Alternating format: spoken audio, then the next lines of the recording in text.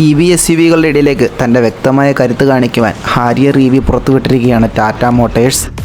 Harrier EVയുടെ യഥാർത്ഥ കരുത്ത് വെറും വാക്കുകളിലൂടെ പറയാതെ പ്രവൃത്തിയിലൂടെ അങ്ങ് കാണിച്ചു കൊടുത്തു. അതിനായി തിരഞ്ഞെടുത്തത് കേരളത്തിലെ ഇടുക്കി ജില്ലയിലെ ആനപ്പാറയാണ്.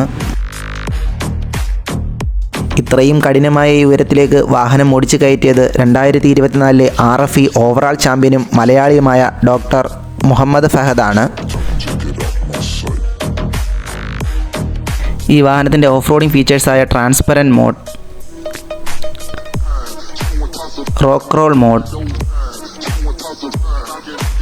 ബൂസ്റ്റ് മോഡ് എന്നിങ്ങനെ ഈ വാഹനത്തെ അനായാസം ഏത് ടെറൈനിലൂടെയും സഞ്ചരിക്കാൻ സഹായിക്കുന്നത്.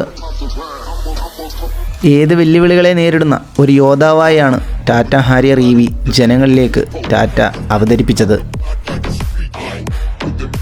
75 കിലോവാട്ട് 65 കിലോവാട്ട് ബാറ്ററി പാക്കുകളിലാണ് ഈ വാഹനം വരുന്നത്. 505 കിലോമീറ്റർ ഒറ്റ ചാർജിൽ ഈ വാഹനം സഞ്ചരിക്കും.